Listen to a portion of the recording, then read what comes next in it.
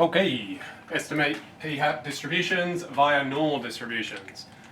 So, what we need to take advantage of here is what's called the central limit theorem. We don't actually have to know that in detail at all for methods, but the basic gist is, as you increase your sample size, so as that goes off to infinity, or as it becomes sufficiently large, the p-hat distribution will end up approaching, this is the fancy way of saying, a normal distribution.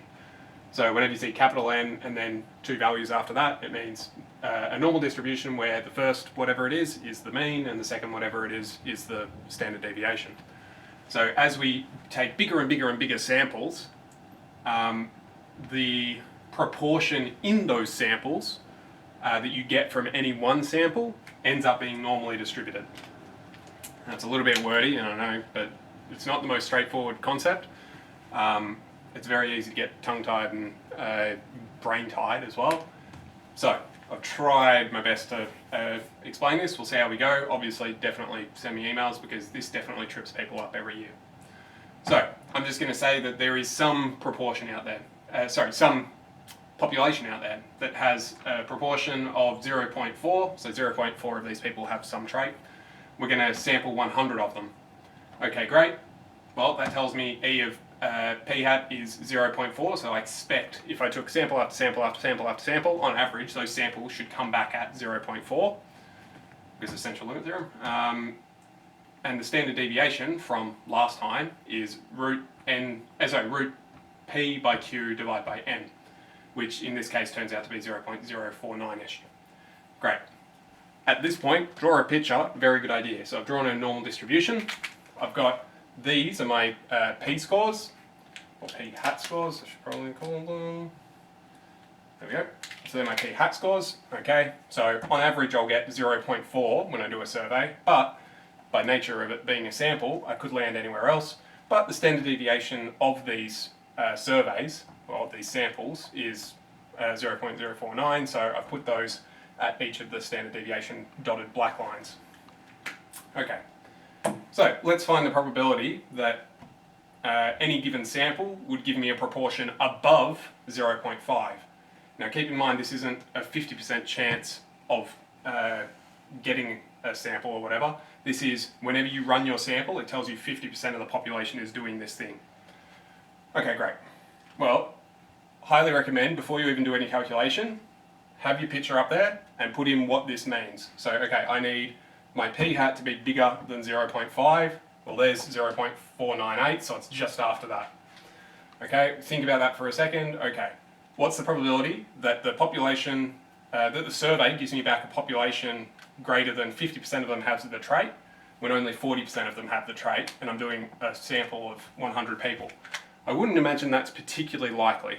I'd expect around 40, maybe up to 45, but once I get out to 50, that's quite a difference. Okay, let's look at this distribution. All right, it's after the second standard deviation. Okay, well we know that it's 95% between plus and minus 2.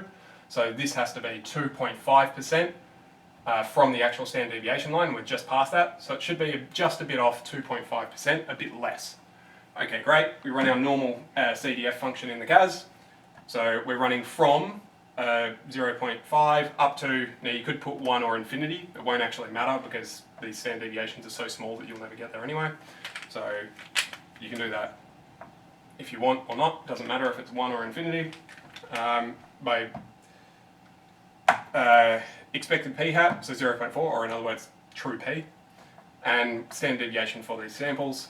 Okay, turns out I get just over 2%. We said that it should be a bit under 2.5%, so yeah, that looks reasonable. We're happy with that. Beautiful. Okay, other way around, find what value of p-hat you would need in order to have a probability of getting that or less 20% of the time. So that's quite a lot of words when the maths can express it a lot better. So in other words, 20% of the time, what value would you expect your p-hat to come back as? And it has to be lower than. Okay, well, let's draw the picture. So I need, where is the probability? 0.2. Well, I don't know exactly where that is. I know that this is 34%, so this would be 15-ish%. So it should be a bit further in than that, so it should be somewhere in here and down, because we're saying P is less than A, so it has to be down this way. Okay, so it's somewhere in between here, but I don't know where. Okay, well, inverse normal, so I need the area.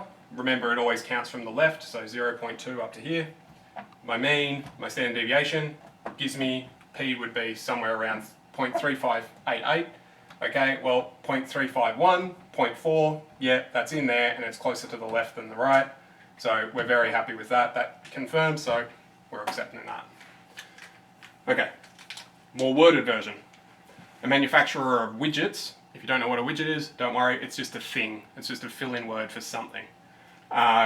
They claim that 95% of their widget things are defect-free, meaning in other words they work. So 95% of them work.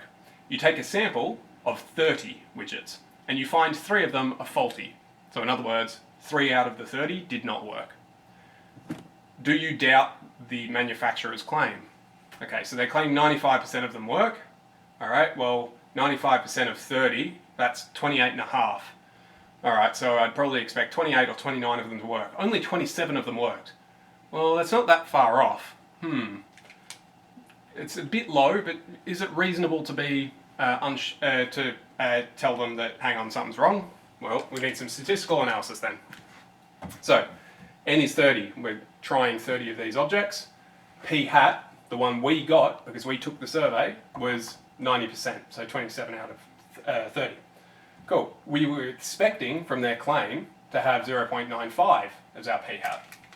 Okay, standard deviation, if this is true, standard deviation gives us that, so 0.0 almost 4. Okay, as always, draw a picture before you get lost.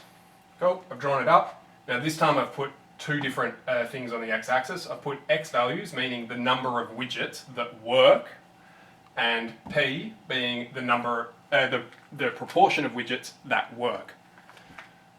So you've got to be very careful that you've flipped that, that you don't flip it around halfway through. You can go for the number of failures instead of the numbers that work. That's fine. Just keep it consistent whichever way you go. The whole thing will just mirror image, so it's fine.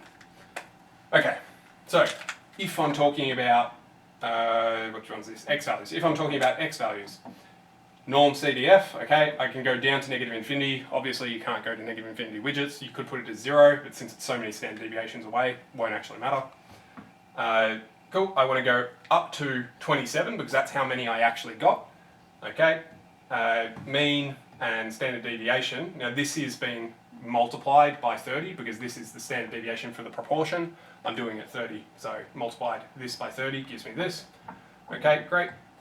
So this is now the probability that I've landed 27 or less.